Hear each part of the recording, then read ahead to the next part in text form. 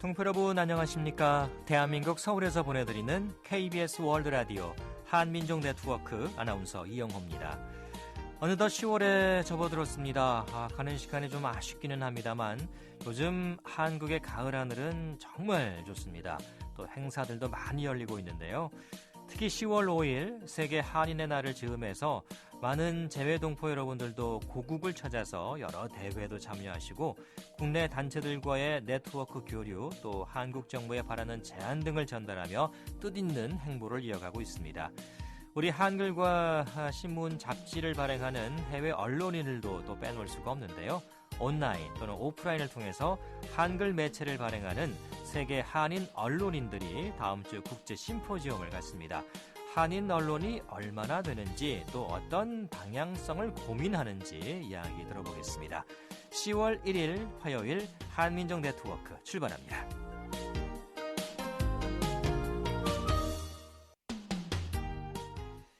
네, 해외 동포 단체를 만나보는 코리안 로드. 오늘은 국제 심포지엄을 준비하는 세계 한인 언론인 협회를 소개하겠습니다. 여익환 사무총장 연결해서 자세한 말씀 나눠보죠. 사무총장님 안녕하십니까? 네, 안녕하세요. 네, 여익환입니다. 네, 반갑습니다. 자, 먼저 이 세계 한인 언론인 협회는 어떤 곳인지 또 어떤 연합회인지 간단한 소개부터 부탁드리겠습니다. 네, 저희들은 전 세계 750만 재외 동포들 사회에서 정보와 뉴스를 제공하고 있는 한인 언론인들의 단체이고요. 그 한인 동포 사회에서 모국의 소식을 접할 수 있도록 또는 그 현지 사회에서 현지 소식들을 잘 접할 수 있도록 연결해주는 언론인 단체입니다. 네. 지금 얼마나 많은 회원 수가 가입되어 있습니까? 30여 개국의 180여 개 회원사가 활동을 하고 있습니다. 네, 상당히 많군요. 이게 네. 이제 뭐 한때는 또 단체가 두 개로 또 나눠져 있다가 다시 또 통합되고 그런 과정도 있었다면서요? 그렇습니다. 모국에서 2002년도에 시작한 단체였는데 네. 과정에 있어서 두 단체로 좀 나뉘어져 있다가 2017년도에 다시 통합을 하고 힘을 합쳐서 지금 같이 노력하고 있습니다. 나라별로 보면 아무래도 좀 미국이 가장 회원 수가 많겠죠? 그렇습니다. 남미, 북미 해서 이제 전 세계 40여 개 정도 되는 나라에서 아무래도 미주 쪽이 많습니다. 그렇죠. 아무래도요.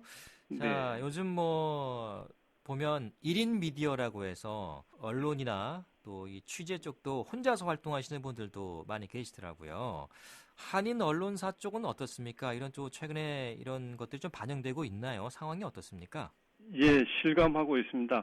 아무래도 그 미주에서 가장 많은 한인 언론사가 있지만 한국에 비해서는 좀 열악하고요. 그 열악한 가운데서도 지금 한글 신문이나 잡지를 꾸준하게 발행을 하고 있습니다만은 요즘은 그 트렌드가 인터넷 매체로 이렇게 변화하고 좀 지속적으로 늘고 있는 상황입니다.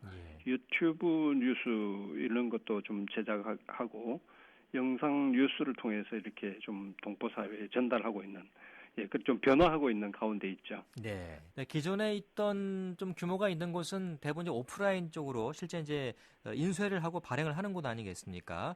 이쪽은 상황이 좀 어떤가요? 좀 더 어려울 것 같기도 한데요. 그렇습니다. 2007년경에 문화체육관광부와 한국언론진흥재단이 재외동포 언론사 조사 현황을 보면 550여 개 정도의 해외동포 언론사가 있었는데 작년 2018년 11월에 조사한 바에 하면 400여 개가 안 된다라고 이렇게 조사가 되고 있습니다. 그건 좀 어렵다는 얘기겠죠. 네, 그럼에도 불구하고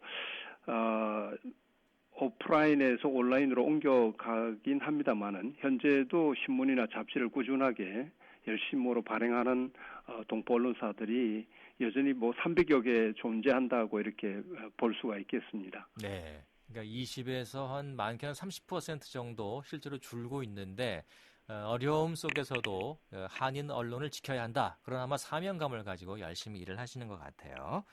네, 자, 그렇습니다.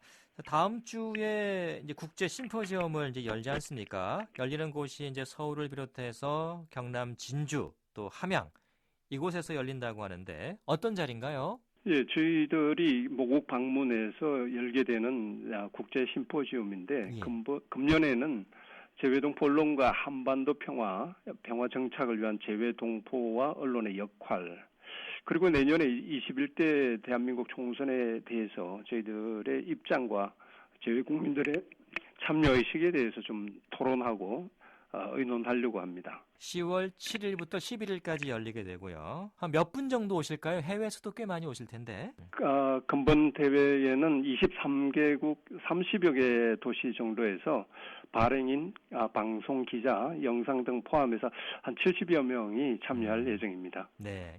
최근에 특히 이제 뭐 일본군 위안부 문제라든가 또 우길기 문제도 있고요. 이런 이슈들을 조망하는 데 있어서 현재 한인 언론들의 활약이 꽤 크다고 들었습니다. 그렇죠? 그렇습니다. 어떻게 보면 이런 부분에 관심을 촉구하는 일들은 재외동포 언론이 할 수 있는 좀 특화된 부분이 아닌가 그런 생각이 듭니다. 예. 아무래도 한국에서 이런 문제를 꺼내고 알기에는 좀 힘들 수 있다. 저희 해외동포 언론들, 해외동포 사회에서는 그렇게 좀 생각을 하고 있고요.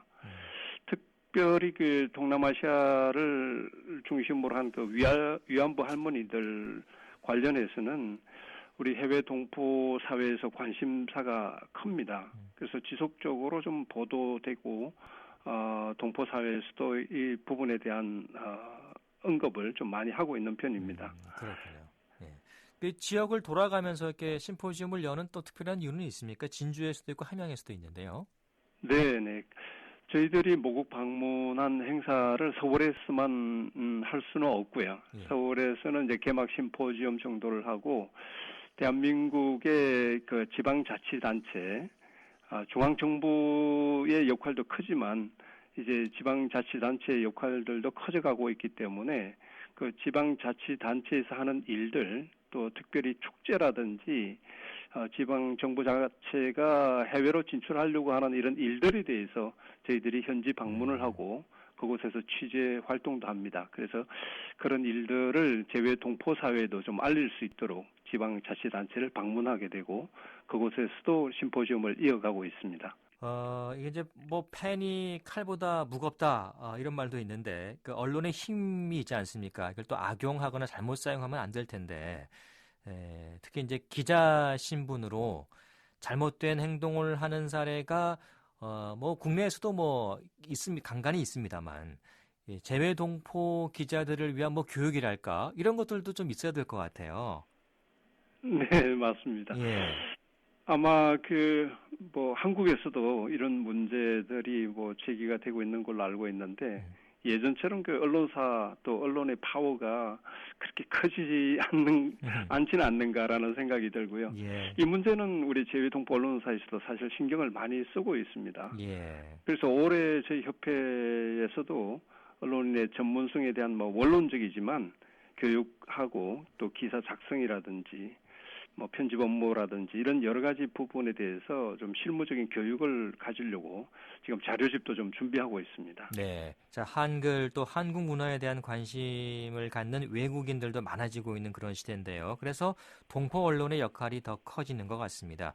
자, 이제 한인 언론, 한글 매체가 되겠죠. 지금보다 좀 더 발전하기 위해서는 어떤 것들이 필요할까요? 네. 사실 제가 몇 년째 이 부분에 대해서 정부나 국회 또 유관 단체에 요청을 하고 있는 부분입니다. 예. 쉽지는 않습니다.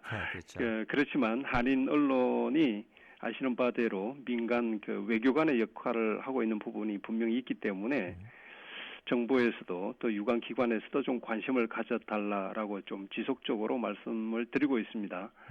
근간에 이제 조금 적극적인 부분으로 정부 유관 기관이 저희 재외동포 언론에 대해서 관심을 좀 가져주고 있는 그런 단계라고 좀 생각이 듭니다. 네. 또 이 언론을 통해서 광고를 하는 경우도 분명히 있는데 해외 진출을 희망하는 국내 기업들 또 청년들도 있고요. 또 반면에 해외에서는 우리나라의 한국 내의 관광이라든가 또 이 제품에 대한 관심도 커지고 있지 않습니까?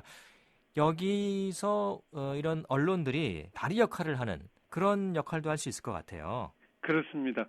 저희들 같은 언론단체에서는 지역에 있어서 아무래도 많은 정보와 사실들을 갖고 있는 언론사의 역할이 좀 크다라고 이렇게 생각이 듭니다. 네. 요즘 또 그 해외 인턴을 꿈꾸는 청년들에게도 일반 기업 또는 그 사업체에 직접 연결하는 것보다 저희 언론사를 통해서 하면 아무래도 그 지역의 신용도를 좀 더 정확하게 알 수 있는 그런 역할을 우리 언론사들이 할 수 있지 않나 그런 생각을 하고 있습니다. 네, 좀 더 객관적이고 정확한 정보를 가져갈 수 있다는 거겠지요. 예. 네, 네. 자, 이렇게 한인 언론 뉴스를 좀 한눈에 볼 수 있는 사이트가 있는 것으로 알고 있는데요. 그 사이트 좀 소개해 주시겠습니까? 국내 그 포털에서 좀 확인을 해볼 수가 있는데요. 예. 대개 한인 언론인 협회라고 검색을 하시면 되고요.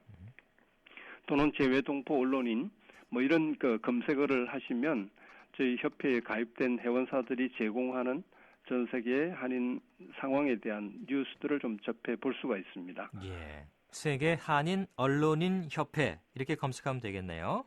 그렇습니다. 네, Overseas Koreans Journalists Association. 이제 줄여서 이제 옥자 이렇게 읽힌다고 하는데 옥자로 기억하시면 아주 기억이 길어질 것 같습니다. 네, 네, 맞습니다. 알겠습니다. 자, 끝으로 동포사회 또 국내 언론에 하고 싶은 말씀이 있으시다면요. 재외동포 언론사의 현실은 사실 많이 좀 어려운 상황입니다. 국내의 유수한 언론사들이 해외 동포 언론사에게 좋은 컨텐츠를 좀 제공하는 그런 일들이 좀 필요하다라고 생각이 들고요. 동포 사회에서도 우리 모국의 소식들에 대해서 굉장히 궁금해하기 때문에 이 동포 언론사의 역할이 크다라고 이렇게 다들 말씀을 하십니다. 그래서 우리 재외동포 언론사의 역할을 다하기 위해서는 대한민국 정부나 유관 기관 또는 언론사들이 좀 더 재외동포 언론사에 대한 관심과 지지 또 지원이 좀 필요하다 이렇게 생각이 됩니다. 네, 더 많은 관심을 갖고 또 지원하도록 하겠습니다. 말씀 여기까지 듣겠습니다. 고맙습니다. 네, 감사합니다. 네, 세계 한인 언론인 협회의 여익환 사무총장과 함께했습니다.